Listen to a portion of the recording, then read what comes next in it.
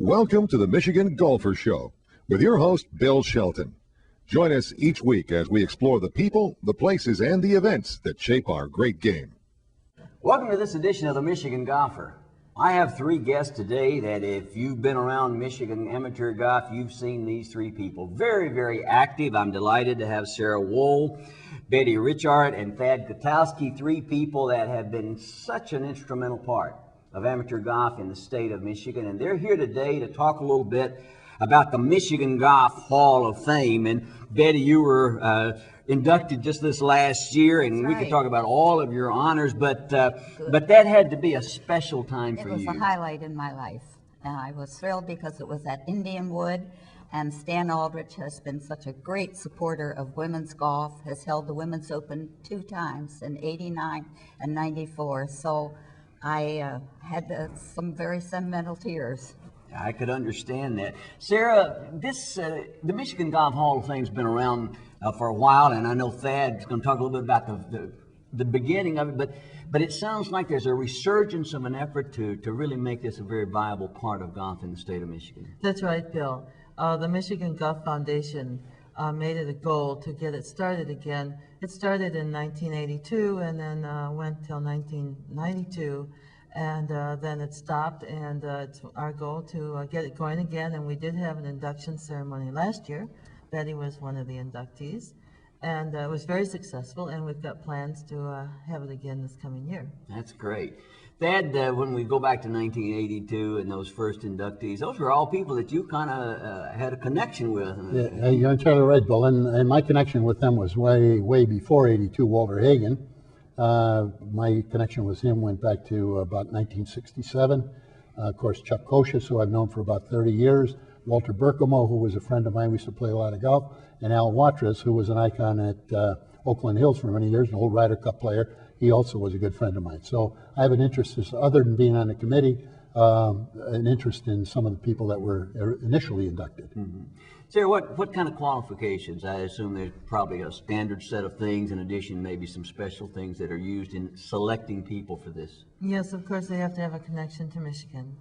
And then we have a couple of different categories that they can win the honor. One would be playing ability. We inducted Meg Mallon this year from the LPGA. And of course, she's won like 13 majors in the LPGA and the Women's Open. And then there's people who have contributed to golf, like Betty.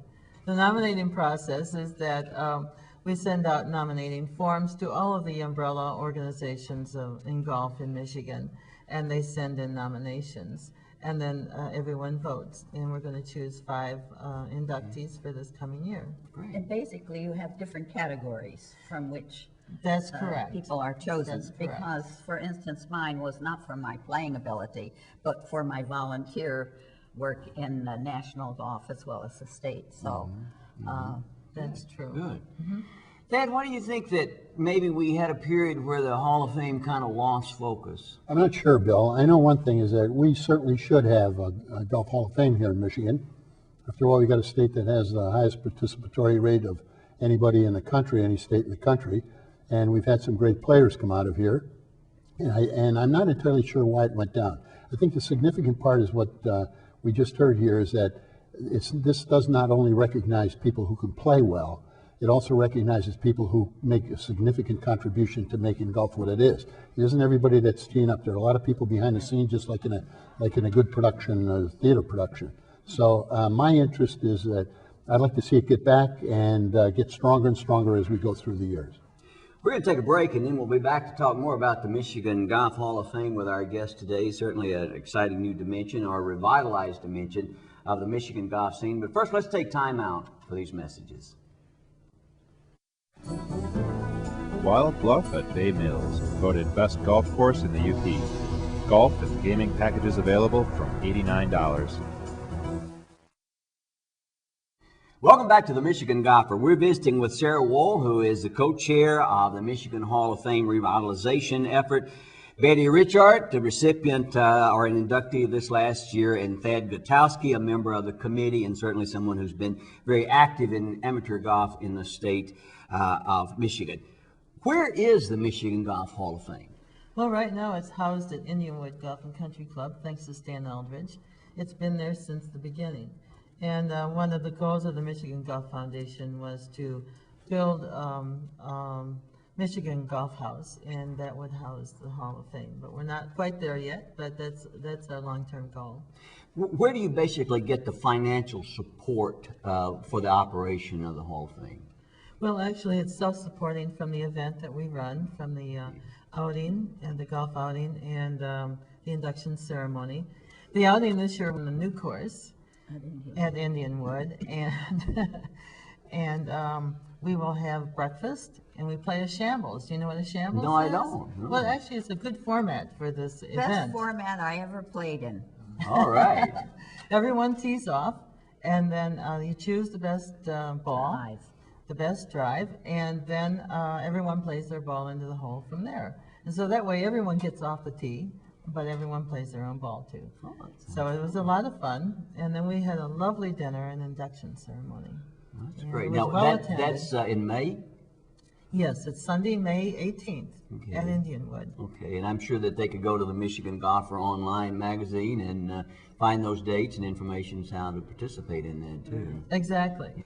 You know, Thad, there's some very impressive names, recognizable worldwide on the list of the Michigan Golf Hall of Fame, and yet we live in a state where, admittedly, it's not year-round golf. Why do you think there's such a high level of golf play in Michigan? Well, I think it's because we in Michigan, for the most part, want to participate.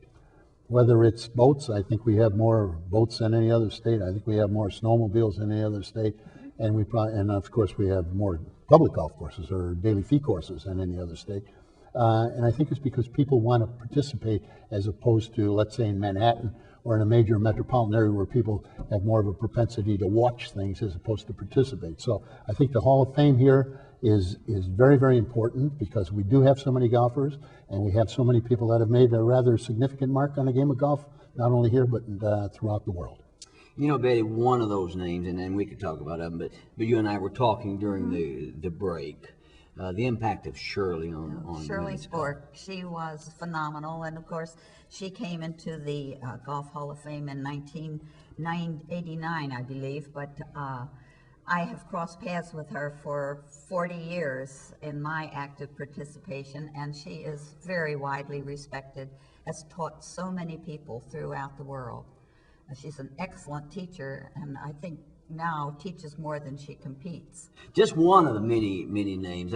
Well, Sarah, I know that anytime we take on challenges, there's a lot of tough issues you have to deal with, but it sounds like that the Michigan Golf Hall of Fame is on its way back to the prominence that it deserves in our state. It definitely is. We have a great committee, and people are really interested in it. There's a need for it, and it's exciting. It really is. Great. Well, I appreciate the three of you coming and talking to us about it today, and would encourage you to kind of keep an eye out on the Michigan Golfer websites and other places for more information, and certainly the event coming up this May that you could participate in to help support this worthy cause. We really appreciate you being here, and we appreciate your watching the Michigan Golfer. And we love the Michigan golfer.